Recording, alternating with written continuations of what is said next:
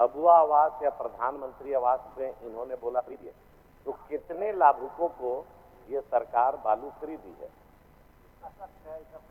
कितने प्रधानमंत्री आवास या अबुआ आवास में राज्य सरकार बालू फ्री दी है? केवल एक प्रश्न सर बता दें, और प्रति हाईवा कितना रुपया में बालू आम जन को, चाहे आप घर बनाइए चाहे हम घर बनाए, कितना में मिलेगा ये बताए। नहीं तो भाषण दे रहे हैं, भाषण देने की पढ़ के बता रहे हैं, उधर पूछ रहे हैं, पूछ के जवाब बोलिए दे देंगे बढ़िया से।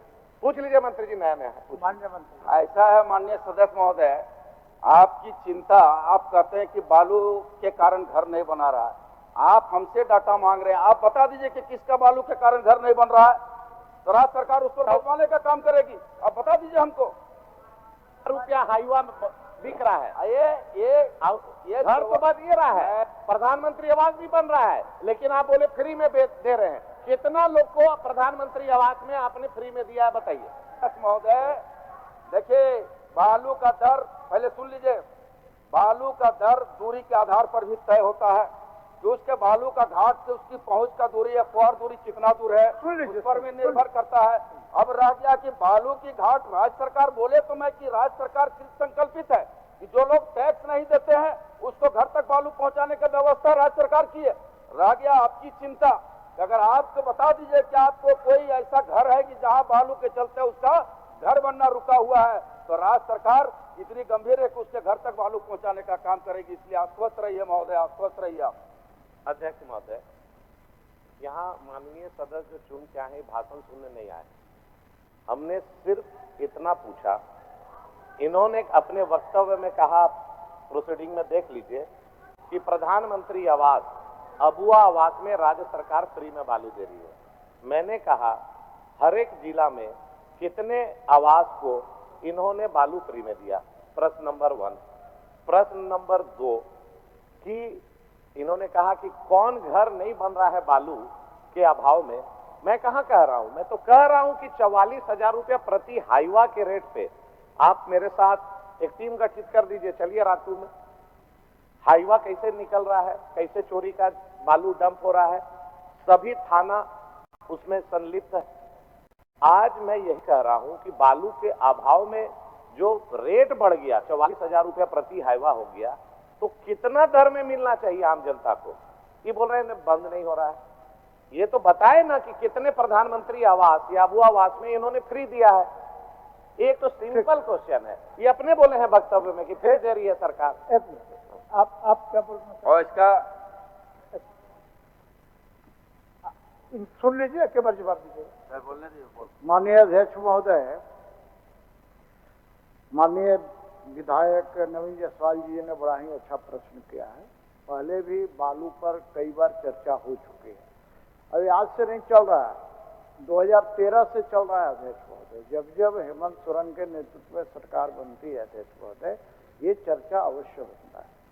मैं 2 बातें सिर्फ कर रहा हूँ। एक तो प्रश्न इन्होंने कहा कि भाई आप अभी तक कितने प्रधानमंत्री गरीबों को आपने फ्री में दिया है बालू, इसको बता दे सदन का।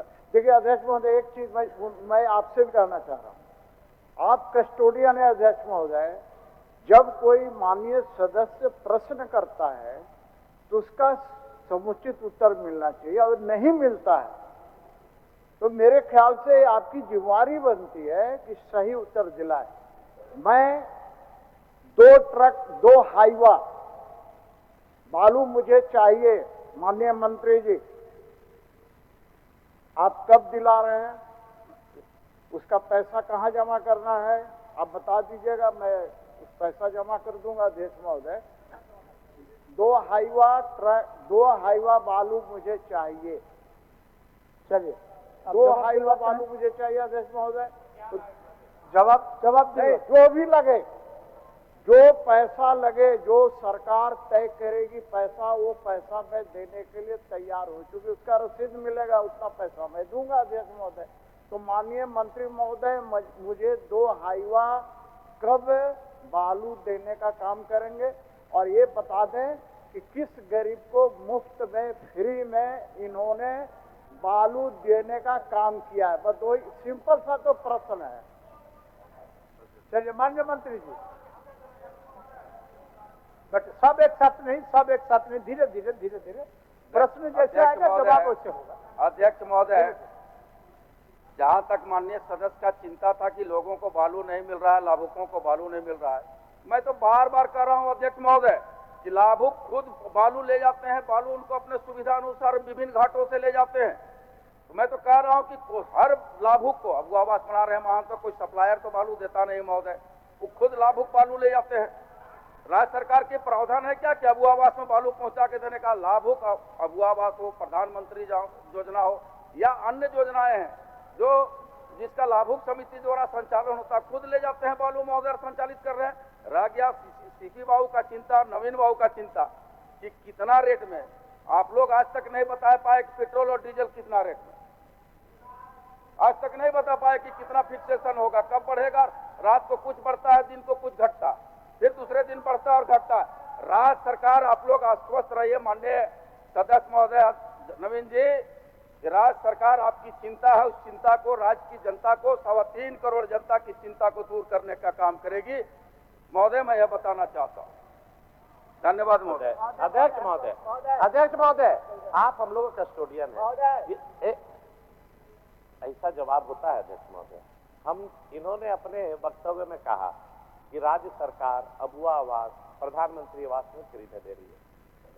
सीपी बाबू ने और हमने सिंपल क्वेश्चन कहा कि कितने अबुआ आवास में, कितने प्रधानमंत्री आवास में, जिला वाइज, अगर ये नहीं दे पा रहे हैं जवाब तो इसको अभी स्थगित कर दीजिए अध्यक्ष महोदय, होमवर्क करके आने बोलिए, इसलिए कि इनको नहीं मालूम। पेट्रोल डीजल से कर दिए डिस्प्ले, पेट्रोल डीजल का रेट पेट्रोल पंप में डिस्प्ले में रहता है, बालू का रेट डिस्प्ले में है क्या? मतलब अध्यक्ष महोदय, सवाल माननीय कोई सदस्य करे, जवाब दिलाना आपका भी मौलिक दायित्व है अध्यक्ष महोदय। ऐसा बोलने से तो बोल दीजिए हम लोग नहीं डालेंगे प्रश्न, नहीं डालेंगे अध्यक्ष महोदय। इतना बड़ा ज्वलंत इशू है बालू, पूरे झारखंड के लोग, पूरा गरीब, जो आम मिडिल क्लास जो अपना घर बना रहे, उसका सब बजट देखिए अध्यक्ष महोदय, पेपर का हेडिंग है, बालू की किल्लत से घर बनाने में छूट रहे हैं पसीने, निर्माण की बढ़ रही है लागत, और इतना गंभीर मंत्री जी हैं और ऐसा जवाब शोभा नहीं दे रहा है अध्यक्ष महोदय। आप हम लोगों को दो प्रश्न है, उसको जवाब दिला दीजिए। माननीय मंत्री जी, हाँ बोल लीजिए, बोल लीजिए, बोलिए। महोदय, मैं ये जानकारी देना चाहता हूँ कि राज्य सरकार की निष्क्रियता के कारण आज चोरी में बालू खरीद रहे हैं महोदय, आज चोरी से बालू मिल रहा है, बहुत महंगाई के दर में मिल रहा है महोदय। आज दूसरी बात मैं कह देना चाहता हूँ महोदय कि आज रांची में बिहार राज्य से बालू लाया जाता है, तब बालू की आपूर्ति हो रही है, अन्यथा यहाँ भी घर नहीं बनता महोदय। इसलिए महोदय, आज 2 ट्रक हाईवा का बालू कहाँ मिलेगा? सीपी बाबू को जरूरत है तो बता दे, पैसा ही जमा करेंगे, दिलवा देंगे इनको बालू।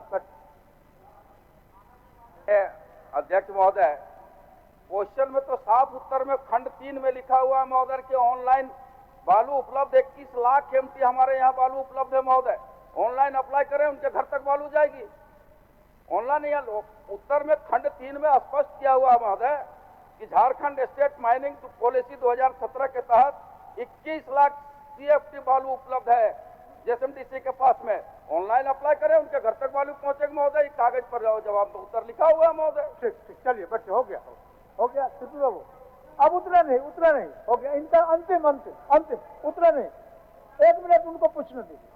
माननीय अध्यक्ष महोदय, उन्होंने ठीक कहा, माननीय मंत्री जी ने ठीक कहा कि खंड 3 में स्पष्ट लिखा हुआ है कि जेएसएमडीसी के पास ये अप्लाई करें, बालू मिलेगा इनको। तो अध्यक्ष महोदय, मैंने जेएसएमडीसी में भी बात किया, वहां से मुझे जवाब मिला कि आप ऑनलाइन आप कीजिए, आपको बालू मिलेगा। तो मैंने ऑनलाइन बात किया अध्यक्ष महोदय लेने के लिए, क्योंकि मुझे जरूरत है, मैं कोई हवा में नहीं बात कर रहा हूँ, मुझे बालू की जरूरत है, इसलिए मैं बोल रहा हूँ। तो वहाँ क्या है कि आपको ट्रक लेके जाना होगा। अब ट्रक लेके जाइएगा अध्यक्ष महोदय, तो बालू वहाँ एक लिमिट तक ही CFT तक ही बालू मिलेगा अध्यक्ष महोदय। कोई ट्रक जाना नहीं चाहता है कि उतना बालू लेके हमारा भाड़ा में पुसाई नहीं खाएगा अध्यक्ष महोदय। ये हवा में बात कर रहे हैं अध्यक्ष महोदय। मैं एक बात कर रहा हूँ, तो ही प्रश्न किया कि भैया ठीक है आप बताइए ना, मेरे को चाहिए 2 आईवा बालू, आप थोड़ा मदद कर दीजिए ना मंत्री जी, एक विधायक बोल रहा है थोड़ा मदद कर दीजिए, आप मदद कर दीजिए ना। इन्होंने ठीक कहा। मैं विस्तार से एक बात और बता रहा हूँ, ऐसा नहीं है कि बालू नहीं मिला। अभी मनोज जी ने क्या कहा, क्योंकि बरही के विधायक है, सब ट्रक बिहार वाला उधरे से आता है बालू का। मैं भी बालू बिहार का बालू लेकर के ही काम करवा रहा हूँ अध्यक्ष महोदय। बिहार का बालू लेके काम करवा रहा हूँ अध्यक्ष महोदय। और वो तौल पर आता है भाईवा, वो तौल पर माननीय मंत्री जी मेरा कहना है कि दिखवा लीजिए, दर का जो तारतम्य है उस तारतम्य को आप दिखवा लीजिए। और बिहार का बालू यहाँ आ रहा है महोदय। हो गया, उसका तारतम्य को दिखवा लीजिए। महोदय चलिए, चलिए भाव के चिंता लाजमी है, लेकिन उनको अंतिम में बता देना चाहते हैं 1,63,000 CFT राज्य की जनता को फ्री बालू दिया गया है। उसका डाटा चाहेंगे तो हम उनको भेजेंगे समय। ठीक है। 573 लाभुकों को दिया गया है महोदय 1,63,000 CFT बालू। केवल आरोप लगाने से नहीं होता है महोदय। रह गए महंगाई की बात तो नहीं करें तो बेहतर होगा महोदय। 573 लोगों तक मालूम, 573 लोगों को आपको कागज दे रहे, 1,63,000 CFT आपको कागज दे दिया देगा, गया है। कागज। चलिए, धन्यवाद महोदय। जयराम महतो जी, चलिए अब बहुत हो गया इसमें। जयराम महतो जी, माननीय सदस्य जयराम जी नए सदस्य हैं, नए सदस्य उनको पूछने दीजिए। आपको कागज भिजवा देंगे ना, बोले ना आपको कागज भिजवा देंगे। आप कागज ले लीजिए ना, उस पर तर्क में नहीं जा रहा है माननीय सदस्य, आर्गुमेंट में नहीं। धन्यवाद अध्यक्ष महोदय। विस्तार से मिलो ये वस्तु तर्क के बहुत दूर, तर्क में नहीं जा रहा हूँ। आप विश्वास करिए उनके कागज क्या से यह बात कागज सही है कि 2 मई 2023 को सरकार द्वारा 80 उत्कृष्ट विद्यालयों का उद्घाटन किया गया है? क्या यह बात सही है कि 2017 में कंप्यूटर आधारित शिक्षा प्रदान करने के लिए स्मार्ट क्लासरूम योजना आरंभ की गई है? माननीय मंत्री जी कौन जवाब देंगे? जी बैठिए, जयराम जी बैठिए। अध्यक्ष महोदय, माननीय सदस्य का जो प्रश्न है, इनका प्रश्न है कि 2 मई 2023 को सरकार द्वारा 80 उत्कृष्ट विद्यालयों का उद्घाटन किया गया है। अध्यक्ष महोदय, ये राज्य सरकार द्वारा नीतिगत निर्णय लेते हुए विभागीय संकल्प संख्या 22 से 15 दिनांक 29/10/2020 के आलोक में राज्य सरकार अंतर्गत कुल 80 उत्कृष्ट विद्यालय जिला स्तर पर संचालित किया गया है। सदस्य, माननीय सदस्य, जो प्रश्न है कि 2023 में उत्कृष्ट विद्यालय, और दूसरा उनका यह है माननीय सदस्य का कि कंप्यूटर शिक्षा आधारित शिक्षा प्रदान करने के लिए 2017 में ICT योजना क्रियान्वित कराई गई थी और स्मार्ट क्लास रूम योजना वर्ष 2022 में प्रारंभ की गई। इसमें भी उनका जो सवाल है उत्तर है। और कुछ पूरक प्रश्न जयराम जी? अध्यक्ष महोदय, मैं पूरक सप्लीमेंट्री क्वेश्चन है आपका? नहीं महोदय, मैं जानना चाहता हूं कि जो लैब टेक्नीशियन की बहाली होती है एजेंसियों के माध्यम से, उनमें कई शिकायतें हमें मिली हैं जहां कार्य करने के बाद उन्हें हटा दिया जा रहा है अध्यक्ष महोदय। दूसरी बात अध्यक्ष महोदय, मैं जानना चाहता हूं कि डुमरी विधानसभा में एक भी ऐसे विद्यालय का हमें उदाहरण दे मंत्री महोदय, जिसकी हम निगरानी खुद का निरीक्षण करना चाहेंगे, और हम जो मंत्री महोदय कागज में लिख के दे रहे हैं धरातल पर वो है कि नहीं, हम स्वयं देखना चाहेंगे। डुमरी विधानसभा के आपको विद्यालय का उदाहरण देखना चाहेंगे। आपका कागज की मांग है ना? जी, हमारा डुमरी विधानसभा का। जी। माननीय मंत्री लिख कर तो ये दे रहे हैं, लेकिन ठीक, हम धरातल पर ठीक, जाकर ठीक। स्वयं देखना चाहते हैं अध्यक्ष महोदय की वास्तव में ये धरातल पर है कि नहीं। ठीक, मैं मांग करता हूँ मंत्री महोदय जी। उनका दो ही डिमांड है। डुमरी विधानसभा की बात जी जी, उन्होंने मांग रहे हैं कागज दिलवा। मैं डुमरी विधानसभा के क्षेत्र की जो है मैं उसको उपलब्ध करा दूंगा। ठीक ठीक ठीक है जयराम जी। धन्यवाद। तारांकित माननीय सदस्य सुखराम ओराम जी। सर बैठ। हैं? अब अभी नहीं सिन्हा जी, अभी बैठे ना, लेंगे अभी थोड़ा सा आगे बढ़ने दीजिए, थोड़ा आगे बढ़ने दीजिए।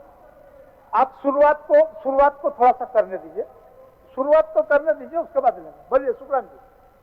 अध्यक्ष महोदय, आपके माध्यम से मंत्री से मैं जानना चाहूंगा, कम शब्दों में ही अपने बातों को हम रखना चाहेंगे कि प्रशासनिक स्वीकृति कब तक देंगे, मैं मंत्री से जानना चाहता हूँ। माननीय मंत्री जी। सुखराम उरांव साहब के 3 खंडों के उत्तर थे, जिसमें पहले 2 खंड के बारे में लगता है कि माननीय सदस्य को पूरक में और कोई जानकारी आवश्यक नहीं है। पहले 2 खंडों में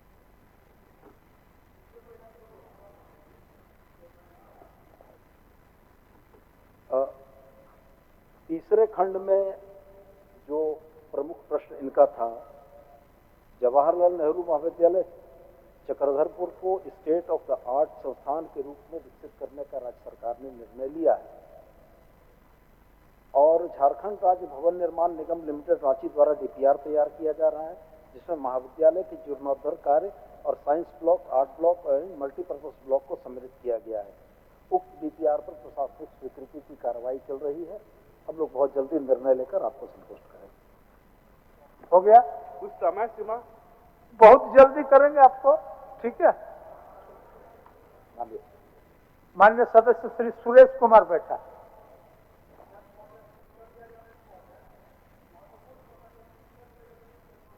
क्या क्वेश्चन था उनका पूछना?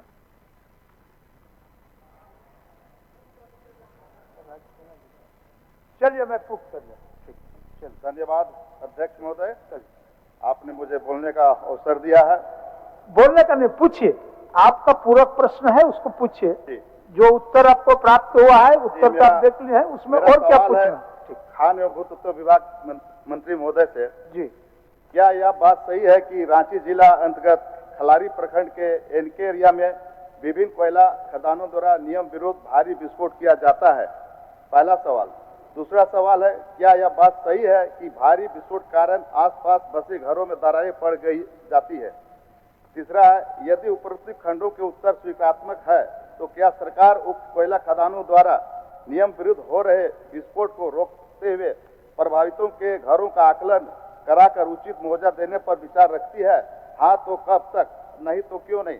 साथ ही साथ मेरा कहना सर कि वर्षों से वहाँ रैयतों का जमीन लिया गया, उसका जमीन को लेकर विस्फोट करके उसको कोयला खदान बना दिया गया और वर्षों से वहाँ तालाब बना हुआ है। क्यों नहीं रैयतों को वैसे खाली पड़ी हुई जमीन को वापस क्यों नहीं किया जाए? मेरा ये मांग। ये विषय प्रश्नगत नहीं है, प्रश्नगत नहीं है।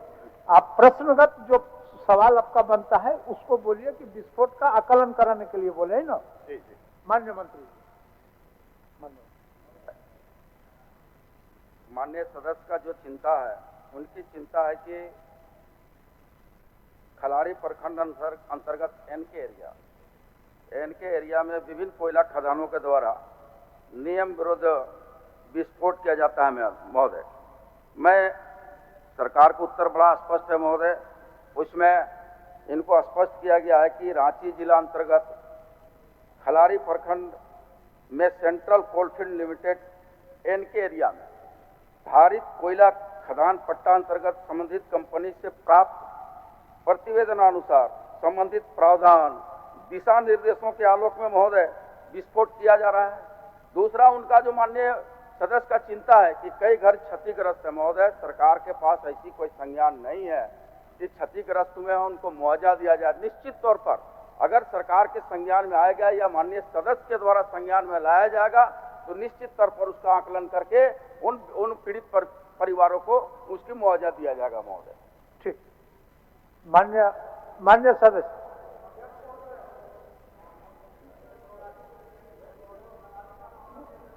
अच्छा, उनको थोड़ा सा प्रश्न दीजिए। आपका कुछ है? 3 ही पूरक देंगे, 3 ही पूरक, जिसमें से मान्य सदस्य का फिर रहेगा। एक आप पूछ लीजिए, कुछ पूछ लीजिए। महोदय, इनका देखिए, सरकार का जो माननीय मंत्री जी उत्तर दे रहे हैं कि विस्फोट के द्वारा जो दरारें पड़ रही है घर में, उसका आकलन माननीय सदस्य ने मांगा है। अब माननीय मंत्री जी अगर उन्हीं को बोलेंगे कि आप इनका व्यवस्था करा दें कि कितना घर दरार पैदा हुआ है, ये तो बड़ा विडम्बना है। विभाग को चाहिए कि जो इनके एरिया क्षेत्र है वहां पे खनन तो हो रहा है, विस्फोट भी हो रहा है, वहां के जो रैयत हैं, वहां के रैयतों को उसका नुकसान भी हो रहा है। तो इनका कहना है कि भाई सरकार उन रैयतों को जिनका घर बना हुआ है उनको वहां पे व्यवस्थित करे, उनका जो नुकसान हुआ है उसकी भरपाई कर दे। ठीक ठीक ठीक। और क्या बोल रहे थे राज जी? उस इलाके से आता हूं जहां अधिकांश इस प्रकार के विस्फोटक पदार्थ से विस्फोट करके खनन कार्य चल रहा है अध्यक्ष महोदय। ये सीसीएल या पीसीसीएल का आंकड़ा अगर माननीय मंत्री जी मानेंगे तो वो तो कहेंगे कि हम नियमता कर रहे हैं। अध्यक्ष महोदय, घोर धांधली है अध्यक्ष महोदय, और इतना ज्यादा विस्फोट है, उनको कोयला निकालने के लिए किसी हद तक वो जा रहे हैं अध्यक्ष महोदय, और कोई भी ग्रामीणों का हो, मजदूरों का पूर्णतया शोषण किया जा रहा है अध्यक्ष महोदय। इसलिए अध्यक्ष महोदय, मेरा यह आग्रह होगा, आपसे एक आग्रह होगा अध्यक्ष महोदय कि इस पे एक सदस्यों का कमेटी बनाया अध्यक्ष महोदय, और ये पूरे झारखंड में जहां जहां खदान चल रहा है, जहां विस्फोट किए जा रहे हैं, उसकी जांच करे, वहां के ग्रामीणों से उनको मुआवजा मिला कि नहीं अध्यक्ष महोदय। ये बहुत गंभीर विषय है अध्यक्ष महोदय, इसलिए इसकी जांच के लिए एक समिति बना दिया जाए अध्यक्ष महोदय। माननीय मंत्री जी, माननीय मंत्री जी। माननीय अध्यक्ष महोदय, माननीय कई सदस्यों ने इस प्रश्न को पूछ किया। हम एक बताना चाहेंगे महोदय कि देखिए, डीजीएमएस का मानक है महोदय, और डीजीएमएस के मानक के अनुरूप सीसीएल जो है परियोजना द्वारा विस्फोट किया जाता है कोयला उत्खनन करने के लिए। माननीय राजेश जी ने कहा कि भाई इनको माननीय सदस्य को ही कह दिया गया कि आप जांच पर बताएं। मैंने ये नहीं कहा महोदय, मैंने ये कहा कि उसकी राज्य सरकार के पास कोई संज्ञान नहीं है, कोई इस तरह का विषय नहीं आया। अगर किसी तरह से विषय के माननीय सदस्य के द्वारा भी कोई स्पेसिफिक नहीं बोला गया है कि फल्ला आदमी का घर टूटा हुआ है महोदय, फल्ला आदमी का घर क्षति हुआ है। मैंने कहा कि अगर जानकारी राज्य सरकार को प्राप्त होगी तो निश्चित तौर पर कार्रवाई होगी और उसको मुआवजा भी दिलाने का काम करेंगे महोदय। आप प्रश्नकर्ता निर्देशित कौन करेगा? आप न करेंगे? प्रश्नकर्ता राजेश जी, प्रश्नकर्ता प्रश्नकर्ता पूछ। खिलारी प्रखंड के विश्रामपुर पंचायत में इस तरह का कई घर हैं, दरारें पड़ गई है। आप पूरा 2 नंबर झारखंड का मामला है। मान्य सदस्य के लिए मान्य सदस्य बना दीजिए, कमेटी बना दीजिए, जाके लोग आकलन करेंगे तो निश्चित रूप से आप सच्चाई सामने आ जाएगी। मान्य सदस्य,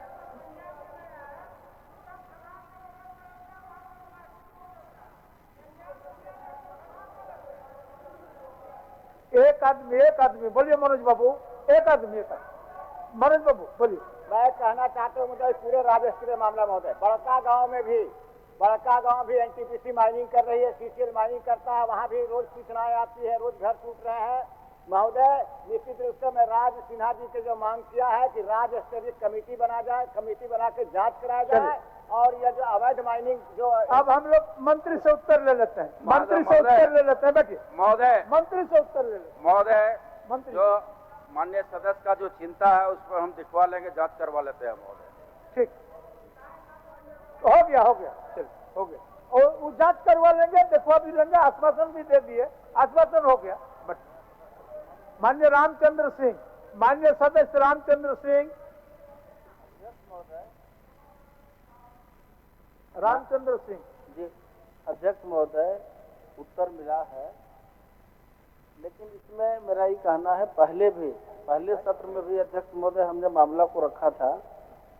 इन्होंने कहा था कि वहां से अगर डिमांड आ जाए तो उसको हम वहाँ महाविद्यालय, डिग्री महाविद्यालय खोलेंगे।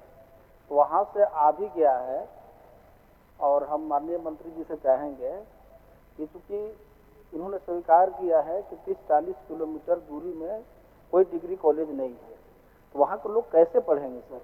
इसलिए वहाँ डिग्री कॉलेज खोलने के लिए मंत्री जी को कहा जाए सर। माननीय मंत्री जी। माननीय सदस्य की अपने क्षेत्र की जनता के प्रति जो चिंताएं हैं उससे मैं बिल्कुल सहमत हूँ। उत्तर भी यही कहता है कि बरवाडी से डिग्री महाविद्यालय मनिका की दूरी 35 से 40 किलोमीटर है और ग्रॉस एनरोलमेंट रेशियो में अभी बहुत काम किए जाने की जरूरत है। मैं माननीय सदस्य को इस बात के लिए आश्वस्त करता हूँ कि उनकी इस जायज चिंता अपने क्षेत्र के लोगों के प्रति उनका जो समर्पण है, सरकार उसको निश्चित रूप से ध्यान में रखेगी और बहुत यथाशीघ्र इसमें नीतिगत निर्णय देते हुए माननीय सदस्य को अवगत कराएंगे। ठीक, धन्यवाद। माननीय सदस्य श्री जनार्दन पासवान जी। जनार्दन पासवान। जो उत्तर आया महोदय उससे मैं संतुष्ट नहीं हूँ, इसलिए मैं कह रहा हूँ कि चतरा जिला के इनका होने दीजिए, इनका होने दीजिए, बट इनका होने दीजिए ना। चलिए। चतरा जिला के हंटरगंज प्रखंड के मां कोलेश्वरी पहाड़ पर जिस तरह से पहाड़ को मैंने नियम संगत, ये तो उत्तर दिया कि नहीं नियम संगत हम किए हैं, लेकिन महोदय मैं ये बताना चाहता हूँ कि बिल्कुल नियम को ताक पर किया गया है। पूरा जंगल एरिया पड़ता है, वन विभाग के अंदर हुआ स्थापित है माइन, और वैसे माइन चलाना हम समझते हैं कि एकदम धज्जू उड़ाया जा रहा है इसको। हाँ, एकदम अवैध है। और वहां तो महोदय जब मैंने वो ट्रांसपोर्टिंग होता है तो कोलेश्वरी पहाड़ से पहले लूटा उतरा गांव में, लूटा के बाद कोलवा उतरा, कोलवा के बाद केदली उतरा, बेदौली उतरा, हंटरगंज बाजार में एकदम रोड को तहस नहस के पूरा ग्रामीण क्षेत्र जो घनी आबादी है वो एकदम तहस नहस, वहां पर कोई रहना नहीं चाहिए। और बहुत लोग धरना भी दिए महोदय, 10 बार धरना दिया है, और जो उतर आया है उसे तो एकदम संतुष्ट। मैंने मंत्री माननीय मंत्री जी जवाब दें कि आखिर कैसे इसको बंद करावेंगे। माननीय मंत्री जी प्रश्न सुन लिए उनका। ये महोदय सुन लिया। महोदय इनकी चिंता है कि चतरा जिला अंतर्गत हंटरगंज के मोजा लुट्टा में वन क्षेत्र के पत्थर अवैध खनन के संदर्भ में है महोदय। तो सरकार का उत्तर इनको मिला हुआ है, प्राप्त है महोदय। हमको लगता है कि सरकार का उत्तर बड़ा स्पष्ट है महोदय। उसमें जो उत्तर प्राप्त है महोदय इनको कि चतरा जिला अंतर्गत हंटरगंज थाना हंटरगंज मोजा लुट्टा खाता नंबर 123469 प्लॉट संख्या 48P 47 49 74P 88P 92 93P के 5 एकड़ 72 डिसमिल जमीन में महोदय मेसर्स मां कोलेश्वरी स्टोन वर्क्स द्वारा साझेदार श्री परमानंद सिंह के पक्ष में संवैधानिक अनापत्तियां प्राप्त करने के पश्चात महोदय 3/8/2015 को 10 वर्षों के लिए लघु खनिज पत्थर खनन का पट्टा स्वीकृत हुआ है महोदय।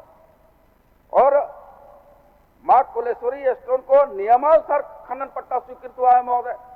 अब माननीय सदस्य की जो चिंता है कि कई अवैध क्रेशर चल रहे हैं, सवाल है कि सरकार के संज्ञान में और वहां पर डीएमएफटी का टास्क फोर्स, जिला का टास्क फोर्स बना हुआ है महोदय, और टास्क फोर्स समय समय पर कार्रवाई किया है महोदय। और उसके उदाहरण हमारे पास है महोदय। उसमें 2023 में भी कार्रवाई हुई है।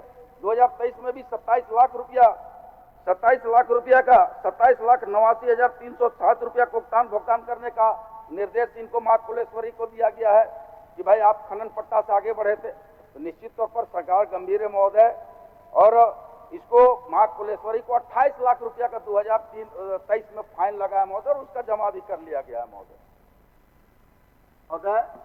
मेरा जो सीधा प्रश्न था कि भाई मां कोलेश्वरी मेसर्स को जो दिया गया है वो नियम संगत नहीं दिया गया। ये जवाब तो आगे अमन करके महोदय, लेकिन वो नियम संगत इसलिए नहीं दिया गया है क्योंकि पूरा फॉरेस्ट एरिया है, और वो कोलेश्वरी पहाड़ आप सब लोग जानते हैं कि वो तीनों धर्म के संगम स्थल है, और उस पर जिस तरह से माइनिंग हो रहा है और माइनिंग के बाद जो ट्रांसपोर्टेशन हो रहा है वो 20 गांव प्रभावित हो रहा है महोदय। और हमारा इसमें सीधा कहना है कि जो जहां पर माइनिंग हो रहा है 1000 फीट कम से कम दूरी पर नियम संगत होना चाहिए था महोदय, लेकिन वहां तो 200 फीट भी नहीं है। चारों तरफ वन विभाग पड़ता है, चारों तरफ फॉरेस्ट पड़ता है। कैसे इसको दिया गया इसको महोदय माननीय मंत्री जी हमारा आग्रह है एक बार जांच कराइए और वैसे अधिकारी पर और वैसे कार्य जो माइनिंग करवा रहा है उस पर कार्रवाई होना चाहिए महोदय। ठीक ठीक, जांच कराने के लिए आग्रह कर रहे हैं। हम इसको दिखवा लेते हैं महोदय, इसको हम दिखवा लेते हैं। हो गया, हो गया, बोल दिए जब देख। अब 25 हो गया, इसको रिन्यूअल मत कीजिएगा। ठीक है, हो गया, वो दिखवा लेंगे। इसलिए कि वहां पर धर्म का स्थान है, 8-4-6 महीना का बात है।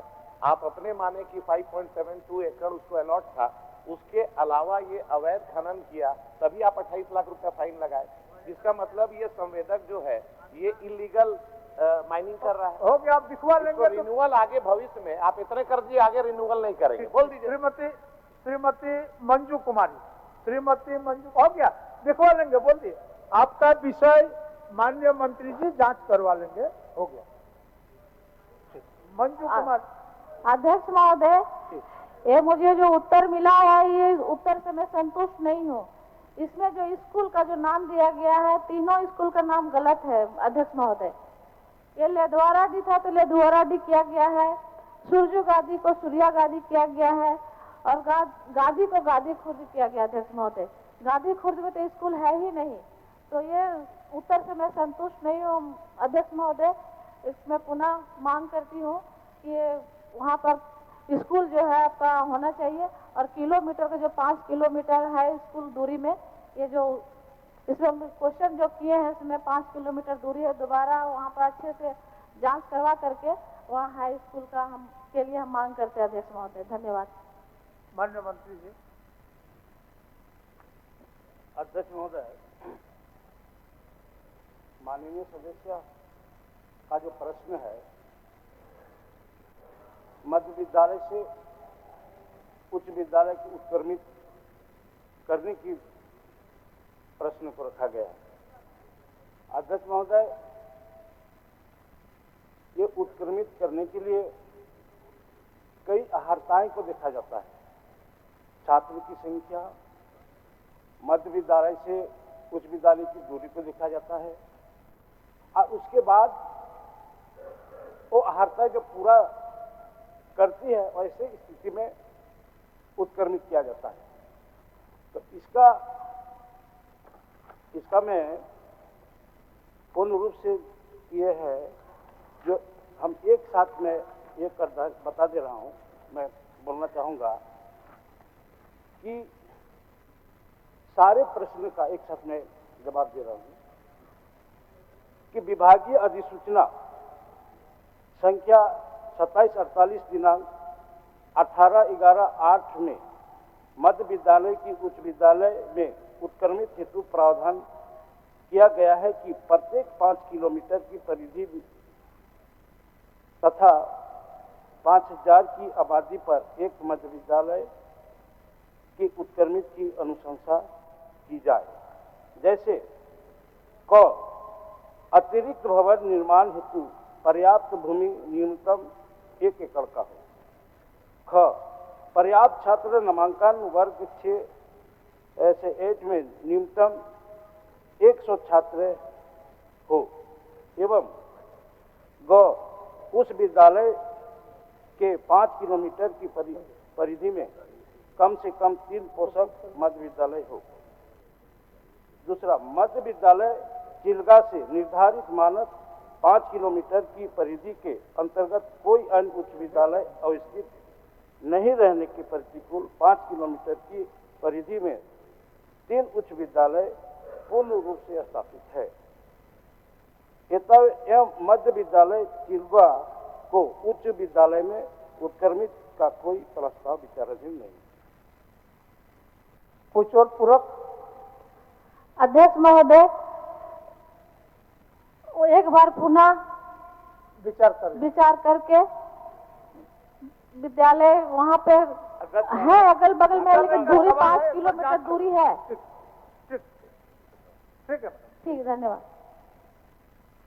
श्रीमती रागिनी सिंह, श्रीमती रागिनी सिंह, आप पूछिए, पूरक पूछिए। अध्यक्ष महोदय, मैं चाहूंगी कि मेरे झरिया विधानसभा में कैसे ही माडा एमडी नहीं होने के कारण वहाँ मनमानी तरीके से माडा नियुक्त नहीं होने के कारण मनमानी तरीके से वहाँ पैसा वसूली होती है और मनमानी तरीके से वहाँ बिल जाती है। तो मैं चाहूँगी उस पर जांच हो और जल्दी से जल्दी एमडी वहाँ नियुक्त किया जाए। माननीय मंत्री जी। मान्यवर, मूल प्रश्न से अलग माननीय सदस्य का प्रश्न आया है। मूल प्रश्न इनका यह था कि क्या यह बात सही है कि झरिया विधानसभा क्षेत्र कोयला उत्खनन वाला क्षेत्र है जहां घनी आबादी निर्वासित कीजिए तथा इस क्षेत्र को खनिज क्षेत्र विकास पर माडा द्वारा अपने सामाजिक CSR के निरीक्षण हों। क्या यह सही है कि उल्लिखित क्षेत्र अंतर्गत शुद्ध पेयजल अनुपलब्धता तथा पेयजल शुल्क स्थानीय आमजन से अधिक की वसूली की जा रही है? मान्यवर, मैं सदन के माध्यम से उनको ये बताना चाहूँगा कि झारखंड खनिज क्षेत्र विकास प्राधिकार द्वारा जो प्रतिवेदित किया गया है कि झरिया विधानसभा क्षेत्र में झामाडा के द्वारा 51.72 MLD शुद्ध पेयजल आपूर्ति किया जाता है और निर्धारित पेयजल शुल्क घरेलू जल संयोग जो है वो 13 रुपया 50 पैसा प्रति किलोलीटर अथवा न्यूनतम 100 रुपया प्रति माह तथा खदान एवं व्यावसायिक जल संयोग 44 रुपया प्रति किलोलीटर के दर से लिया जा रहा है।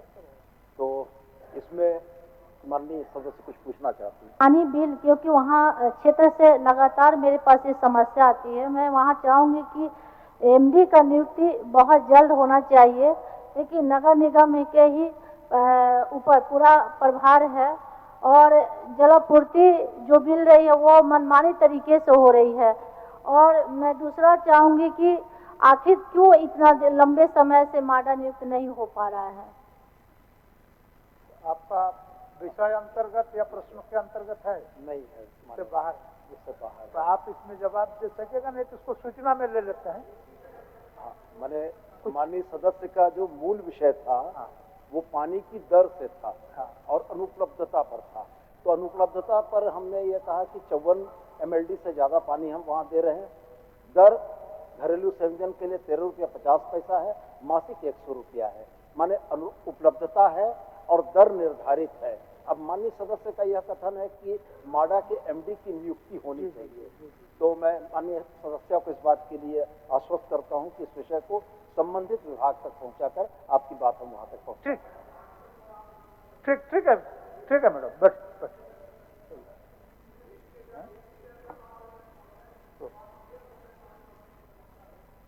डॉक्टर नीरज यादव 100 एवं श्री राज सिन्हा 100 द्वारा राज्य सरकार एकेडमिक काउंसिल जैक द्वारा आयोजित होने वाली परीक्षा के अभ्यर्थियों को न्याय दिलाने हेतु प्रश्न पत्र लीक होने की जांच CBI से कराने संबंध में पृथक कार्य स्थगन की सूचना प्राप्त हुई है।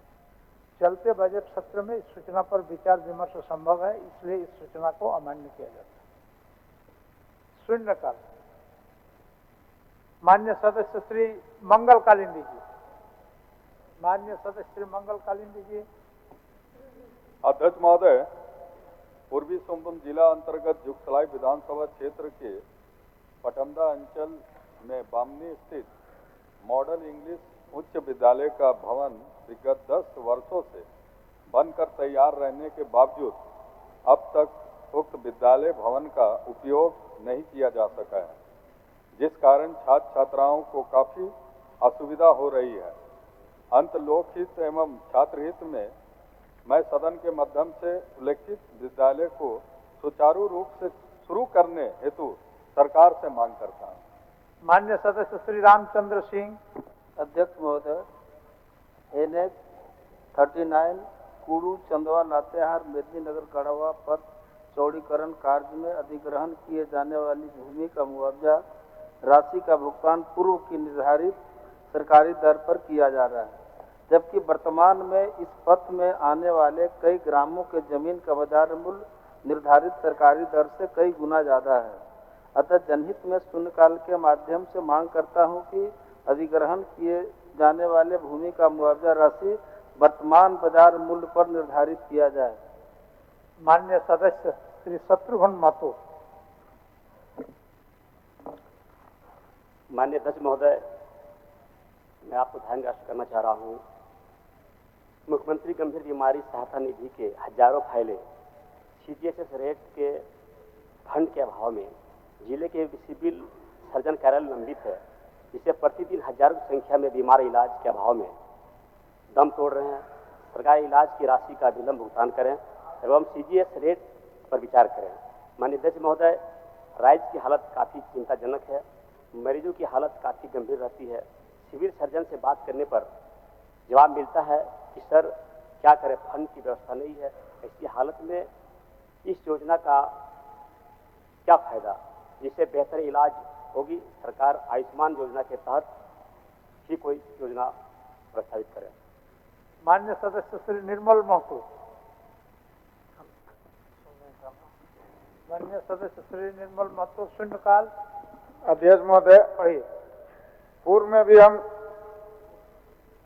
जो डाड़ी प्रखंड को रामगढ़ जिला में शामिल करने के लिए, जो कि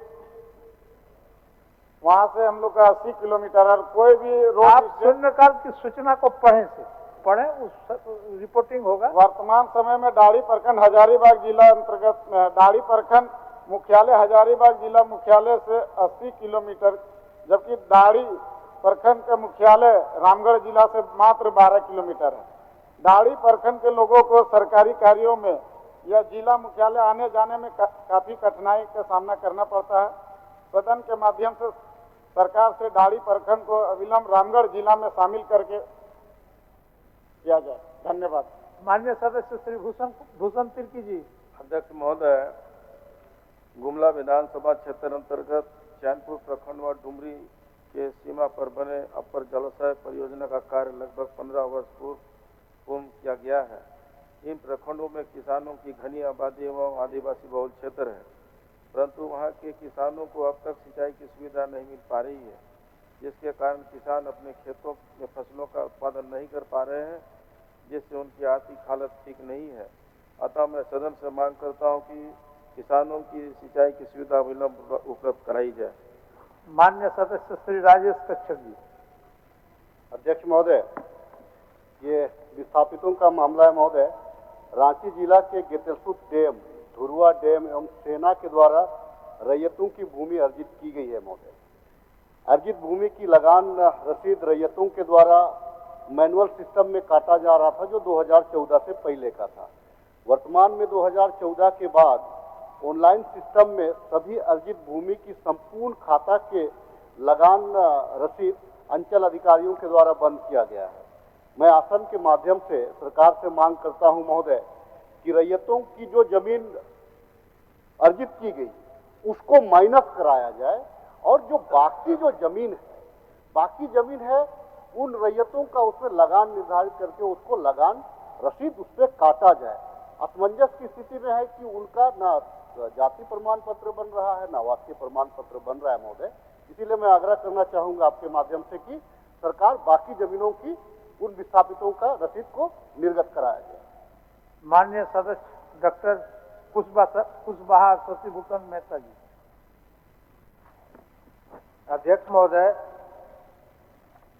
पलामू जिला अंतर्गत मनातू प्रखंड के पंचायत रंगिया, डुमरी, बंसीखोड, चक, नोडिहा, मंझौली तथा तरहसी प्रखंड के पंचायत गोंदी में वनकर्मी, मनातू थाना के पुलिसकर्मी, चौकीदार, पूर्व जिला परिषद, वर्तमान और पूर्व मुखिया, राशन डीलर एवं कुछ पारा शिक्षकों द्वारा हजारों एकड़ वन भूमि, गरमजुआ भूमि तथा रेती भूमि पर अफीम की खेती की गई है। अफीम तस्करों के द्वारा निर्दोष ग्रामीणों को जेल भिजवाया जा रहा है तथा वास्तविक दोषियों को सजा दिया जा रहा है। नामजद कई मुख्य आरोपी खुलेआम घूम रहे हैं। मैं सरकार से उपयुक्त अफीम तस्करों के संरक्षक पुलिसकर्मी एवं वनकर्मियों को अविलंब स्थापित करने तथा अफीम की खेती में संलिप्त मुख्य दोषियों एवं सफेदपोशों पर कानूनी कार्रवाई करने तथा निर्दोष ग्रामीणों को रिहा करने का मांग करता हूँ। माननीय सदस्य श्री समीर कुमार मोहंती। अध्यक्ष महोदय, इन दिन बौरागुड़ा विधानसभा क्षेत्र में लाइफ लाइन माने जाने वाले 108 एम्बुलेंस सेवा बिल्कुल ध्वस्त हो चुकी है। सड़क दुर्घटना जैसे आपात स्थिति में भी कॉल करने से एम्बुलेंस उपलब्ध नहीं कराया करता। उच्च चिकित्सा हेतु रेफर हुए मरीज को भी एम्बुलेंस के लिए घंटों इंतजार करना पड़ता है। बहरागोड़ा विधानसभा क्षेत्र के अंतर्गत बहरागोड़ा, चकुलिया एवं गुड़ाबंदा प्रखंड के लिए सिर्फ 3 108 एम्बुलेंस उपलब्ध है। जन आबादी के अनुपात में ये काफ़ी सामान्य है। प्रशासन के माध्यम से मैं मांग करता हूँ कि बहरागोड़ा विधानसभा क्षेत्र में 108 सेवा को सुदृढ़ किया जाए ताकि उचित समय पे इसके मरीजों का इलाज किया हो सके। माननीय सदस्य श्री नमन बिस्कल कुंगाड़ी। अध्यक्ष महोदय, मेरे कुलेबिरा विधानसभा क्षेत्र में बहुतायत की संख्या में कुसुम पेड़ हैं जो लाह उत्पादन के लिए उपयुक्त हैं, परंतु पिछले कुछ वर्षों से किन्हीं कारणों से लाह कीटों को नुकसान हुआ है, जिससे लाह उत्पादन में कमी आई है।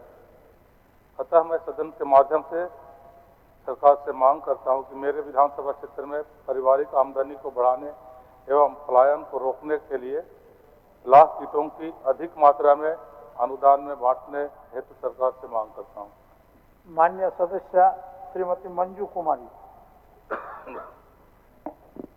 अध्यक्ष महोदय, ध्यान प्रष्ट करना चाहती हूँ कि गिरिडीह जिला के देवरी प्रखंड स्थित नेकपुरा से अस्को होते हुए देवरी प्रखंड मुख्यालय को जोड़ने वाला पथ में बड़े बड़े गड्ढे हो जाने से उक्त पथ अत्यंत जर्जर अवस्था में अवस्थित है। वर्णित पथ में ग्रामीणों को आवागमन करने में काफी कठिनाई हो रही है।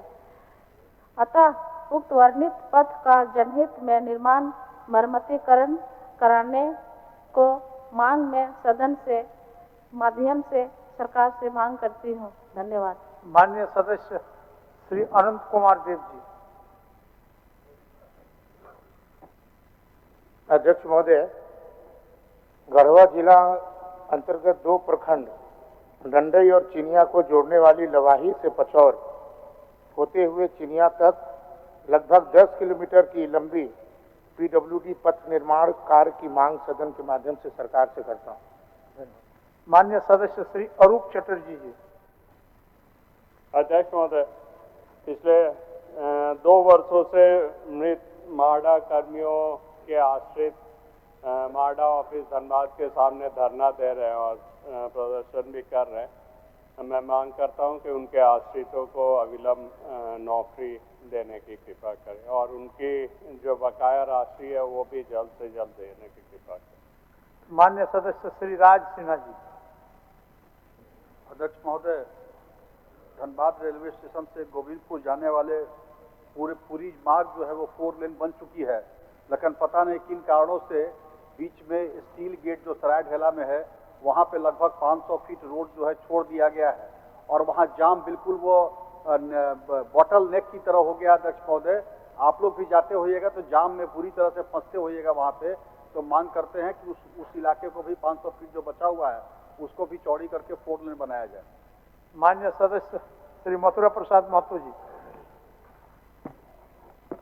अध्यक्ष महोदय, आपके माध्यम से सरकार का ध्यान आकर्षित करते हुए कहना है कि धनबाद जिला अंतर्गत टुंडी प्रखंड के तहत फतेहपुर पंचायत के ग्राम डंडाटा गोदाम टोला मोड़ से जोजोडी, डूंगरी, गंडुआ नदी, डोंगी, अंगैया पुल, पहाड़ी मोड़, टोला हिरगुटू, बांध घुटू होते हुए रांगा मटिया, चढ़री पहाड़ी मोड़ तक तट पुलिया अंग गढ़वाल अत्यंत जर्जर अवस्था में है, जिसके कारण ग्रामीणों को आवागमन में काफी कठिनाई का सामना करना पड़ता है।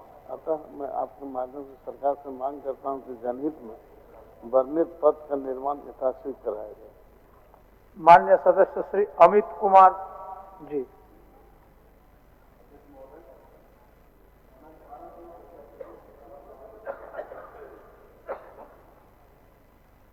दिनांक 12/2/2024 की रात सोनातू प्रखंड के ग्राम गोढ़िया में रंजित प्रसाद साहू एवं उनकी पत्नी मीना देवी के घर में आग लगने के कारण मृत्यु हो गई एवं घर की सारी संपत्ति जलकर खाक हो गई।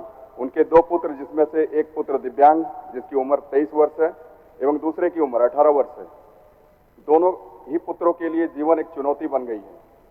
उनकी सहायता हेतु मैं सदन के माध्यम से मुआवजा राशि की मांग करता हूँ। माननीय सदस्य श्री जनार्दन पासवान जी। अध्यक्ष महोदय, चतरा जिले में पावर ग्रिड बनकर तैयार है। कि केवल 14 पोल वन विभाग से अनुमति नहीं मिलने के कारण बिजली आपूर्ति ठप है। मैं सरकार से मांग करता हूं कि यथाशीघ्र इसको चालू कराया जाए। माननीय सदस्य श्री रोशनलाल चौधरी जी। रोशनलाल चौधरी जी।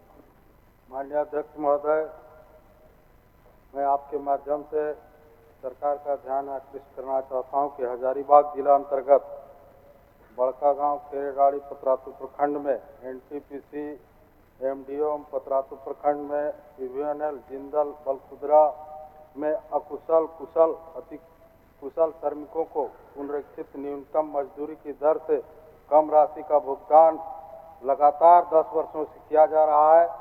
साथ ही श्रमिकों को 8 घंटे से अधिक 12 घंटा का कार्य लिया जा रहा है।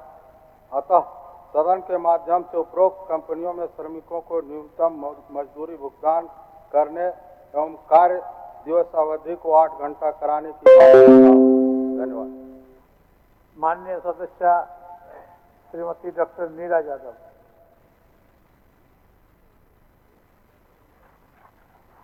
माननीय अध्यक्ष महोदय, कोडरमा जिला के मरकच्चो प्रखंड स्थित +2 उच्च विद्यालय देवीपुर में 2000 से अधिक छात्र छात्राएं अध्ययनरत है महोदय, और छात्र छात्राओं को एक साथ अध्ययन करने में काफ़ी कठिनाई होती है महोदय, क्योंकि भीड़ वहाँ बहुत ज़्यादा है। विद्यालय के पास में अपना 10 एकड़ जमीन भी है महोदय, इसलिए हम सरकार से मांग करते हैं कि बालिकाओं के लिए अध्ययन करने हेतु अलग से देवीपुर में +2 उच्च विद्यालय की स्थापना कराई जाए महोदय। माननीय सदस्य श्री जयराम कुमार महतो जी। धन्यवाद अध्यक्ष महोदय। मैं आपके माध्यम से सरकार से मांग करता हूं, और अभी वर्तमान में जेपीएससी के छात्र लगातार आंदोलन कर रहे हैं, विभिन्न प्रकार के कार्यक्रमों के माध्यम से सरकार का ध्यान आकृष्ट करने का प्रयास भी कर रहे हैं, किंतु अब तक उनकी मांगों को अनसुना किया गया। अध्यक्ष महोदय, छात्र के विषय राज्य के सदैव ज्वलंत मुद्दे रहे हैं, और आज झारखंड राज्य जिस पृष्ठभूमि से आता है, मध्यम वर्ग परिवार के माता पिता बड़ी मेहनत के साथ पाई जुगाड़ करके अपने बच्चों को हजारीबाग, रांची, धनबाद जैसे शैक्षणिक संस्थानों में पढ़ने के लिए भेजते हैं अध्यक्ष महोदय, और उनकी आशा होती है कि परीक्षाएं नियमित होंगी, उन परीक्षाओं में बैठेंगे, उत्तीर्ण होकर अपने सपनों को साकार करेंगे। लेकिन आज दुर्भाग्य की बात है कि राज्य की सर्वोच्च संस्था नियुक्ति की जेपीएससी में अध्यक्ष नियुक्त नहीं किए जाने से परीक्षा संबंधित काफी समस्याएं हैं और भी अन्य समस्याएं हैं। अतः मैं आपके माध्यम से सरकार से मांग करता हूं, सर्वप्रथम जेपीएससी का चेयरमैन नियुक्त किया जाए, साथ ही साथ जेपीएससी और जेसीसी का एक वार्षिक कैलेंडर जो कि आपके घोषणा पत्र में भी सरकार का था, उसे जारी किया जाए, ताकि छात्र अपनी भविष्य और परीक्षाओं को लेकर एक पॉजिटिव हो सके। धन्यवाद अध्यक्ष महोदय। माननीय सदस्य श्री अमित कुमार यादव जी। अध्यक्ष महोदय, हजारीबाग जिला अंतर्गत बरकट्ठा प्रखंड मुख्यालय NH2 के किनारे स्थित विश्व विख्यात 87 डिग्री गर्म जलकुंड सूर्यकुंड पर्यटन स्थल का विस्तृत डीपीआर बनाकर व्यापक रूप से विकास करने की मांग सरकार एवं सदन से करता हूं। माननीय सदस्य श्री नागेंद्र महतो जी। माननीय अध्यक्ष महोदय, बगोदर विधानसभा क्षेत्र के अंतर्गत NH19 मांडला से खेतको होते हुए अलगडिया PWD पथ तक लगभग 10 किलोमीटर सड़क TMJ से बना है, जो काफी जर्जर अवस्था में है। यह सड़क GT रोड NH19 को दोनों तरफ से जोड़ने वाली मुख्य सड़क है, जिसमें दर्जनों गांवों के लोग आवागमन करते हैं। अतएव मैं उक्त महत्वपूर्ण सड़क को PWD में परिवर्तित करते हुए चौड़ीकरण एवं अविलंब निर्माण कराने की मांग करता हूं। धन्यवाद। माननीय श्री चंद्रदेव महतो जी। माननीय अध्यक्ष महोदय, पश्चिम बंगाल के दक्षिण 24 परगना जिला के रामचंद्रपुर सोनारपुर में 110 फॉर्च्यूरा नाइट प्राइवेट लिमिटेड के द्वारा झारखंड के लगभग 95 लड़कियों को मजदूरी के लिए ले जाया गया था, जिसे अभी बंधक बना के रखा गया है। सरकार से अविलंब सकुशल घर वापसी हेतु तत्काल पहल की मांग करता हूँ। माननीय सदस्य श्री सत्येंद्र नाथ तिवारी जी। सबसे पहले सर थोड़ा व्यवस्था पर बोल देते सर। एक्चुअली सर आपसे ओझल हो जा रहे हैं हम, तो जो अच्छा उसको सर हटा है। उसको नीचे कर दे। मैंने बड़े प्रयास किए सर, सूचना देने का नहीं दे पाया सर। नहीं, ठीक हो गया, और आप समाधान हो गया के सामने रहने से सूचना के साथ साथ समाधान हो गया। सर गढ़वा विधानसभा क्षेत्र के रमकंडा प्रखंड अंतर्गत उदयपुर से हड़बड़िया नदी तक, उदयपुर से खुराई भुइयां के घर से अर्जुन कुआं तक, ग्राम बलिगढ़ मुख्य पथ से वैदेशी टोला तक एवं ग्राम बलिगढ़ मुख्य पथ से तेतरडी बस्ती तक सड़क निर्माण जनहित में अति आवश्यक है। अब ध्यान आकर्षण की सूचनाएं। माननीय सदस्य श्री प्रदीप प्रसाद। प्रदीप प्रसाद। धन्यवाद माननीय अध्यक्ष। आपको उत्तर मिल गया है? जी उत्तर मिल गया। पढ़ लिया उत्तर? जी मैंने पढ़ लिया। चलिए पूछिए। आज सर जिस मामले में मैं बोलने जा रहा हूँ, हजारों लोगों की जान की, उसमें बचने का रोज कहीं न कहीं सर मुश्किल में है। सदर अस्पताल जो हजारीबाग में है, आज खुद ही बीमार है सर। सदर अस्पताल मेडिकल कॉलेज का नाम दिया गया है, लेकिन जो स्थिति है सर, आज 5 जिलों का पेशेंट वहाँ आते हैं, हजारीबाग, चतरा, गिरिडीह और आधा रामगढ़, कोडरमा, ये सारे जगह के पेशेंट आते हैं सर। और आते के साथ पहला जो स्थिति रहती है वो पर्चा कटाने की रहती है सर। और स्थिति ये है कि पर्चा ऑनलाइन ही सिर्फ काटा जाता है, ऑफलाइन कटाने का जो कोशिश किया जाता है तो उसमें बहुत नोकझोंक होता है और वो लोग काटते नहीं। अगर हम लोग जाते हैं तो बहुत मुश्किल से कटाया जाता है। तो महोदय से मैं आग्रह करूंगा कि ऑफलाइन के जो लोग आते हैं उनको भी किया जाए। क्या जो मेरे माध्यम से माननीय मंत्री से, हाँ माननीय मंत्री जी से मैं बोलना चाहता हूँ कि ऑफलाइन की भी व्यवस्था की जाए। वैसे लोग आते हैं जिनके पॉकेट में 500 रुपया भी नहीं होता, तो उनके पास एंड्रॉइड मोबाइल कहाँ से पहुंचे। अब ऑफलाइन का। और दूसरी बात मैं माननीय मंत्री जी से कहना चाहूंगा कि 8 बजे से 12 बजे तक ही ये काउंटर खुला रहता है और 12 बजे से लेकर 3 बजे तक बंद रहता है। उस स्थिति में जो पेशेंट आते हैं उनका क्या होगा। दूसरी बात सर, थोड़ा सा सुन लिया जाए एक बार में, सारी बातों का आप जवाब दे देंगे, ज्यादा समय मैं लूंगा नहीं। चलिए। वहाँ ऑक्सीजन प्लांट भी बना हुआ है सर, जो काफी दिनों से बंद पड़ा हुआ है। और दुर्भाग्य की बात है, वहाँ जो भी इक्विपमेंट है, मशीनरी करीब करीब सारे खराब पड़े हुए हैं। एक सदर अस्पताल में ऑर्थो का जो मशीन है सर, एक महिला का भी ऑपरेशन हो रहा था, आधा ऑपरेशन करके उसे 4 दिन तक लटकाया गया, तब तक मशीन नहीं बना। उसे लेके हम प्राइवेट अस्पताल में लेके गए, तब जाके उसका ऑपरेशन होता है। हॉस्पिटल के बाहर हमने एक सेवा कुटीर बनाया सर। वार्ड बॉय हमेशा नदारत रहते हैं मंत्री जी, वार्ड बॉय वहाँ होते नहीं है। जो भी पेशेंट जाते हैं उसको उठा के कोई ले जाने वाला नहीं होता है, यहाँ तक स्ट्रेचर खुद लेके परिजनों को जाना पड़ता है। तो हमारे 4 लोग एनी टाइम रहते हैं जो पेशेंट को उठा के वहाँ हम लोग ले जाते हैं। तो वार्ड बॉय का जो भी पेमेंट होता है वो सरासर घपला है, उस पर थोड़ा जांच किया जाए। ठीक। इमरजेंसी दवाइयाँ जितनी भी है सर वो नहीं होती है मंत्री जी। आप उत्तर सुन लीजिए। नहीं, 1 मिनट, एक ही बात दे देंगे सर तो अच्छा। चलिए। इमरजेंसी दवाइयाँ जितनी रहती है वो नदारत है, खास करके एंटीवेनम कभी अस्पताल में नहीं रहता। अगर 17 में भी किसी को सांप काटता है तो सबसे पहले हमको याद करता है। आज तक हजारों लोगों को मैंने उसमें जान बताया था। तो जो भी इमरजेंसी दवाइयाँ हैं कृपया करके उसको हमेशा वहाँ व्यवस्था किया जाए। मेडिकल डिस्ट्रॉय का जो भी मशीन है वो भी बहुत दिन से बंद पड़ा हुआ है सर, उसे भी पुनः चालू करने का कोशिश किया जाए। जो मेडिकल कचरा है जहाँ तक फेंका जा रहा है उससे भी बहुत लोगों को नुकसान हो रहा है। ओपीडी का जो हालत है सर मैं बताया, उसके साथ आप जो लैब है सर, वहाँ अगर ऑनलाइन किसी का है आधार, लाल कार्ड, पीला कार्ड, तो वो लोग उसको पेशेंट को ये नहीं करते, जांच नहीं करते। मतलब रहता है कि बाहर उनको भेज दिया जाए, जहाँ उनके दलाल गिद्ध दृष्टि से लगे हुए रहते हैं। पेशेंट वहाँ जाता है, उन लोग लूट के ले जाते हैं। कोई भी जांच का सुविधा जो भी है 10% होता है सर, 90% बाहर कराया जाता है। हो गया माननीय सदस्य। अब आप सर अभी थोड़ा सा और बोल, आप जवाब सुन लीजिए मंत्री जी का, क्या बोलना चाहते। मरवाड़ी विद्यालय वर्षों से चल रहा है अध्यक्ष महोदय। उसमें गरीब परिवार, दलित परिवार और 3 से 4 हजार बच्चे पढ़ते हैं। लंबे समय से उनको शिक्षा दी जाती है। मैं सरकार से चाहूँगी और शिक्षा मंत्री से भी चाहूँगी, अभी तक उस स्कूल को अभी तक मान्यता प्राप्त नहीं हुई है। मैं आग्रह करूंगी कि उस स्कूल को मान्यता प्राप्त की जाए। मैडम, उसको किसी प्रश्न के रूप में लाते तो बेहतर होता है। इसको तो हम लोग सूचना में ले लेंगे। बट किसी प्रश्न के रूप में लाते तो मंत्री जी से जवाब भी दिलाते। बट हो गया, ले लिया। माननीय मंत्री जी, माननीय मंत्री, सबसे पहले तो मैं धन्यवाद दूंगा सर हमारे साथी विधायक का, जिन्होंने सर ध्यान आकर्षण के माध्यम से जो समस्याएं सर अवगत कराई है। मैं कहना चाहता हूं सर, आपके माध्यम से विधायक जी को आश्वस्त करना चाहता हूं कि सर हमारी सरकार, हेमंत सोरेन जी की जो सरकार है सर, हम लोग काम कर रहे हैं, स्वास्थ्य के क्षेत्र में अच्छा काम कर रहे हैं सर। हजारीबाग में शेख भिखारी हॉस्पिटल बन रहा है सर, और गर्व की बात होनी चाहिए सर, विधायक जी के क्षेत्र में मेडिकल कॉलेज बन रहा है।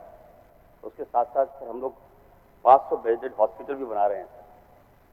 हमारा मकसद है सर कि जो बड़ा जिला है सर, आसपास के जिले में जो पेशेंट आए वहाँ अच्छा इलाज उनका हो सर, इस दिशा में हम लोग काम कर रहे हैं। और हमें लगता है 90% से हम लोग काम कर चुके हैं। बहुत जल्दी जो सदर हॉस्पिटल का जो लोडेड है वहाँ पे हम लोग सर मेडिकल कॉलेज में शिफ्ट कर देंगे, तो पेशेंट को जो दिक्कतें हो रही है उससे सर निजात मिलेगा सर। मैं कहना चाहता हूँ सर, जो हॉस्पिटल बन रहा है वो हाईटेक हॉस्पिटल होगा। और हमारे विधायक जी का जो समस्या है कि वहाँ पर जो ऑफलाइन ऑनलाइन की जो समस्या हो रही है, इस पर भी सर हम लोग हम काबू पा लेंगे। हम विधायक जी को आश्वस्त करना चाहते हैं कि सर जो मेडिकल कॉलेज हो रहा है सर, वो एकेडमिक बिल्डिंग बन रहा है। उसमें बिल्डिंग बनने से क्या होगा कि सर वहाँ पे पेशेंट आएंगे, हमारे बच्चे भी जाएंगे वहाँ पढ़ेंगे। लेक्चर थिएटर भी है, 4 बना रहे हैं सर। दूसरा है सर पारा, क्या बोल रहे हैं आप? उधर मत ध्यान दीजिए ना, आप क्वेश्चन पर ध्यान दीजिए, क्वेश्चन पर ध्यान दीजिए। हाँ, मैं डिस्क्राइब कर दे रहा हूँ विधायक जी के जो।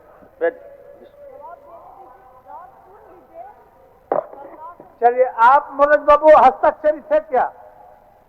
क्वेश्चन का हस्ताक्षरी थे आप? नहीं थे सर। लैबोरेटरी भी हम बनवा रहे हैं सर, लाइब्रेरी भी हम दे रहे हैं सर, हॉस्टल भी हम दे रहे हैं सर, डॉक्टर्स क्वार्टर्स हम दे रहे हैं, ताकि सर फैसिलिटी दे रहे हैं आपके क्षेत्र में।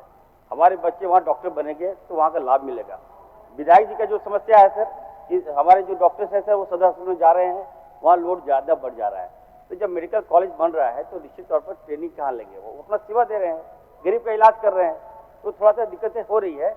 लेकिन हम अवगत आश्वस्त करते हैं विधायक जी को कि 25 में अंत तक हमारा बिल्डिंग भी तैयार हो जाएगा, हमारा सदर हॉस्पिटल भी तैयार हो जाएगा, और आपको सारी समस्याओं से सर हम लैस कर देंगे सर। दूसरा है सर माननीय सदस्य, अभी 224 डॉक्टर का पद वहाँ स्वीकृत है सर, मात्र 94 डॉक्टर है सर। जीएनएम का पद 34 है सर, और अभी 4 ही जीएनएम है सर। टेक्नीशियन नहीं है सर, यूरोलॉजिस्ट नहीं है सर, हार्ट का डॉक्टर नहीं है सर, रेडियोलॉजिस्ट नहीं है सर। इन डॉक्टरों पर ध्यान देकर जो पद खाली है सर उनको वहाँ किया जाए। ठीक ठीक सर, बता दीजिए। बिल्कुल सर, सही, इन्होंने सही कहा सर। ये जो फैकल्टी है सर 113 वो जो रिक्त पद है सर हमारा, वो हम भर रहे हैं सर। मेडिकल ऑफिसर जो है सर उसकी संख्या 20 है सर, वो भी हम भर रहे हैं सर। मैं आश्वस्त कर दे रहा हूँ विधायक जी को सर। जूनियर जो रेसिडेंस है सर इसकी संख्या 44 है, वो भी हम भरने जा रहे हैं सर। माननीय मेडिकल स्टाफ, माननीय सदस्यों के सवाल सदन में आने के बाद उनका जो त्रुटि है उसका निराकरण आप कर रहे हैं। बिल्कुल सर। मैं जब इनका जब ध्यान आकर्षण आया मेरे पास आया सर मनोज बाबू, मैं आपका जवाब दूं कि इनका जवाब दूं सर? मनोज बाबू उनको जवाब सुनने दीजिए, वो सफिशिएंट है, कोई दिक्कत नहीं, सफिशिएंट। हम लोग बालू और मिट्टी में तो बहुत बोल लेते हैं सर, जहाँ जान का बना हुआ है वहाँ कुछ नहीं करते सर। और आपको जवाब सर अलग से समय हमको दीजिए इसमें कि कब तक हो पाएगा सर? निश्चित तौर पर सर मैं कहना चाहता हूँ सर, राज्य को एक डॉक्टर स्वास्थ्य मंत्री बनाया सर। मैं काफ़ी गंभीर हूँ, आप देखिएगा कि काफ़ी बदलाव देखने को मिल रहा है सर। मैं जाऊँगा, इनको लेके जाऊँगा। और सर ये तो सर ये विधायक जो है सर सदर हॉस्पिटल में अपना क्लिनिक चला रहे हैं। चलिए आप सबके सेहत पर ध्यान रखिए, आप सबके सेहत पर ध्यान रखिए, आसन के सेहत पर भी तो ध्यान रखिए, और आगे बढ़ना है। तो चलिए ठीक। माननीय सदस्य, क्या सूचना आपका बताइए, बोलिए। जी के से जानना चाहता हूँ महोदय की जो मूल प्रश्न था ऑफलाइन ऑनलाइन का पर्ची कटाने से जो परेशानी हो रही उसका क्या उत्तर जवाब दिए कि नहीं महोदय? ऑफलाइन में परेशानी है पर 3-3 घंटे माननीय सदस्य मनोज बाबू, आप खुद ऑफलाइन में है ना ऑनलाइन में है? उनको बोलिए इस पर जवाब दे, ऑफलाइन ऑनलाइन पर जवाब दिए। जवाब उनका हो गया। बैठिए। माननीय सदस्य, ये सर ऑफलाइन और ऑनलाइन हो गया ना, आप तो जवाब कर देंगे सर, ठीक कर देंगे, चिंता मत कीजिए। माननीय सदस्य प्रदीप यादव जी, माननीय सदस्य प्रदीप यादव जी, बैठिए बैठिए बैठिए। अभी नहीं, अभी ध्यानाकर्षण चल रहा है, ध्यानाकर्षण। अध्यक्ष महोदय, मैंने इस प्रश्न को राज्य के तमाम मुस्लिम अल्पसंख्यकों की आबादी को ध्यान में रख करके जो 16 से 20% के बीच है, उनकी शैक्षणिक और सामाजिक रूप से अत्यंत पिछड़ा हो, उसको ध्यान में रख करके पूरे प्रश्न को लाया है। लेकिन प्रश्न का उत्तर केवल एक खंड का ही आया है। इन 4 खंडों को इन्होंने हस्तांतरित किया है, कहीं उच्च शिक्षा को, तो फिर उनके कुछ भाग गए हैं सूचना उद्योग विभाग को, कई विभागों को इन्होंने हस्तांतरित किया है, कल्याण विभाग को, तो उसके उत्तर आए नहीं, राजस्व विभाग को केवल एक खंड के ही उत्तर आए अध्यक्ष महोदय। तो यह तो सरकार का दायित्व होता है कि भाई सांकेतिक रूप से पूरे प्रश्न का उत्तर लेकर के हमें उत्तर दे, तब तो इस पर कुछ कहे, वरना ये तो अधूरा नहीं, 1/4 ही रह जाएगा। इसीलिए पूरे उत्तर पहले चाहिए, तब तो इस पर कुछ बहस किया जाए, कुछ चर्चा की जाए अध्यक्ष महोदय। माननीय मंत्री जी, इसको स्थगित कर देते हैं। आप सबका समेकित उत्तर देंगे माननीय मंत्री जी? इसमें अध्यक्ष महोदय, MSDP जो आज PMJBK हो गया है, आज उसका हम लोग मीटिंग रखे थे, किसी कारणवश बंद हो गया। इसके बाद जो यूनिवर्सिटी के बात कर रहे हैं, उसमें भी हम लोग काम कर रहे हैं।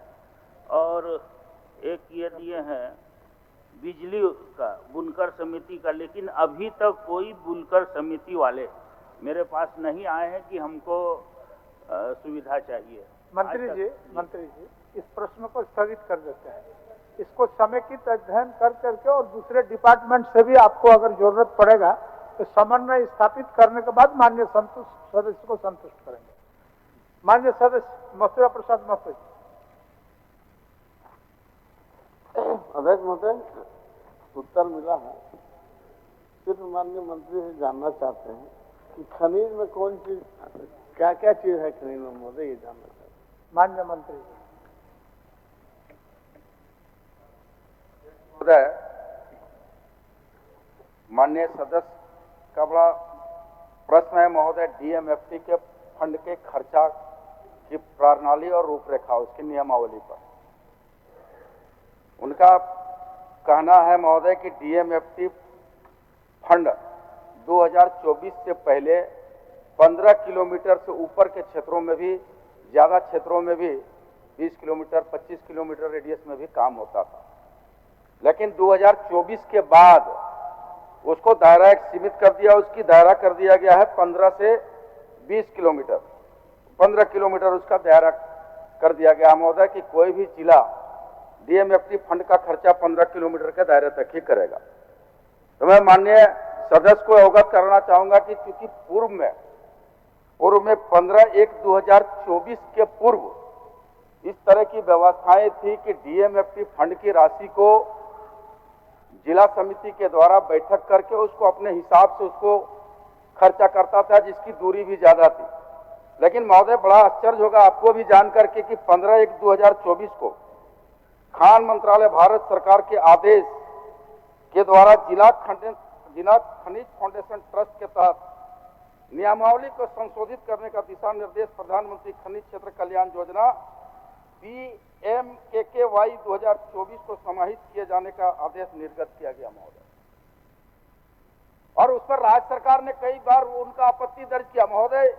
15/1/2024 को केंद्र सरकार का आता है महोदय कि नियमावली चेंज करने, जब हमारी सरकार 9/10/2024 को कई आपत्तियां, कई सुझाव, कई अनुनय विनय किया, उसके बाद भी केंद्र सरकार एक नहीं सुना महोदय, और उसी SOP पर हम लोग को काम करने के मजबूर किया गया। और तदुपरांत 9/10/2024 को ये Jharkhand mineral foundation trust rules 2024 का जो सूचित करना पड़ा महोदय। तो निश्चित तौर पर ये चिंता का विषय है महोदय। हम आपके माध्यम से सदन में कहना चाहेंगे कि महोदय ये नियमावली जो बना है, केंद्र सरकार जो डायरेक्शन दिया है, निश्चित तौर पर राजहित में जनहित में नहीं है महोदय। ये पूर्व की संशोधन होना चाहिए। हम चाहेंगे महोदय कि हमारी सरकार है, इस पर हम लोग पुनः एक बार प्रयास करेंगे महोदय। अध्यक्ष महोदय, माननीय मंत्री ने जितना बात बोला उत्तर में सब हम देख चुके हैं। हम सिर्फ इतना जानना चाहते हैं कि खनिज में क्या क्या चीज जो समाहित है, क्या उसमें बालू, क्या उसमें पत्थर आता है कि नहीं, कि सिर्फ कोयला ही है। अगर खनिज में बालू पत्थर आदि है या फिर कोयला का जो है तो सीमांकन भी होना चाहिए किस चीज का। हमारा ये जो मिनरल जो चीज हमारे झारखंड में है, सिर्फ कोयला ही तो नहीं है, खनिज से भरा ये झारखंड है। इसलिए इसका जैसे भी हो राज्य सरकार इसमें गंभीरता दिखाए और वैसे क्षेत्र में भी काम हो डीएमएफडी का, जिस क्षेत्र में बालू पत्थर आदि है। इस पर सरकार क्या कर रही है, इस पर हम जानना चाहते हैं। अध्यक्ष महोदय, माननीय मंत्री जी का चिंता लाजमी है, उनकी जानकारी चाहिए, लेकिन उनका पूरक प्रश्न में नहीं है महोदय। पूर्व मंत्री जी का, पूर्व मंत्री जी का, हाँ पूर्व मंत्री जी का, उनका सदस्य माननीय सदस्य जो जानना चाहते हैं वो पूरक विषय में नहीं लाए हैं कि आखिर खनिज ट्रस्ट का पैसा किससे फंड से, बालू से कितना आता है, कोयला से और किन किन विषयों से और किन किन जगहों से आता है, तो उनका पूरक विषय में नहीं है महोदय। हम उनको व्यक्तिगत तौर पर कहेंगे कि अगर उस प्रश्न में नहीं है, उनको व्यक्तिगत जानकारी चाहिए तो मैं उनको मुहैया करा दूंगा महोदय। ठीक, आपको मुहैया करा देंगे। हम वो कहाँ मांग रहे हैं, हम कहाँ मांग रहे हैं कि बालू से कितना आता है, हम उससे मांग तो नहीं रहे।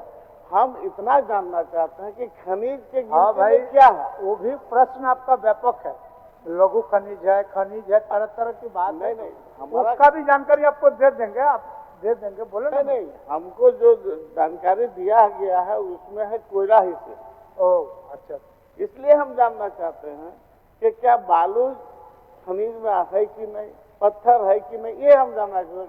हम नहीं जानना चाहते कितना आता जाता है, उससे हमको कोई लेना देना नहीं। हमको सिर्फ इतना मतलब है कि सिर्फ कोयला ही खनिज की गिनती में आता है कि बालू और पत्थर भी है। अगर बालू और पत्थर है तो उसका भी 15 किलोमीटर दूरी होना चाहिए मापा। माननीय सदस्य महोदय, हमने इसलिए कहा अध्यक्ष महोदय कि वो जानना पूरक विषय में नहीं है। उनका क्वेश्चन में कहीं नहीं है कि किससे किससे मिनरल आता है, पैसा आती है, रॉयल्टी आता है, उसमें नहीं है महोदय। लेकिन मैं ये बता देना चाहता हूँ माननीय सदस्य को, जितने भी मिनरल्स है उस सब से रॉयल्टी आती है, चाहे वो बालू हो, कोयला हो, लोहा हो, अबरक हो, सबसे आती है महोदय। कहाँ पूछ रहे हैं महोदय कि हम कहाँ से, तो हम थोड़ी पूछ रहे हैं। माननीय मंत्री जी, थोड़ा सा हम सहयोग माना वो इस विषय पर नहीं जानना चाहते हैं, वो खाली जानना चाहते हैं कि खनिज में क्या क्या आता है। हाँ, यही जानना बालू हुआ, लोहा हुआ, कोयला हुआ, यूरेनियम हुआ। मैं तो कहा महोदय, हमने तो कहा कि लोहा है, सोना है, बॉक्साइट है, कोयला है, तांबा है, यूरेनियम है, मैं तो कह रहा हूँ महोदय। सारा खनिज नहीं आता, बालू आता ही नहीं, माइनर मेजर दोनों में आता है।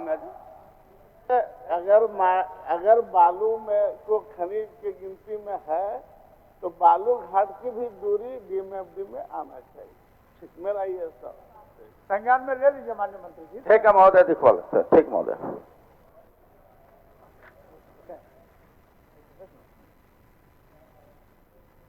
माननीय सदस्य अमित कुमार यादव जी के तहत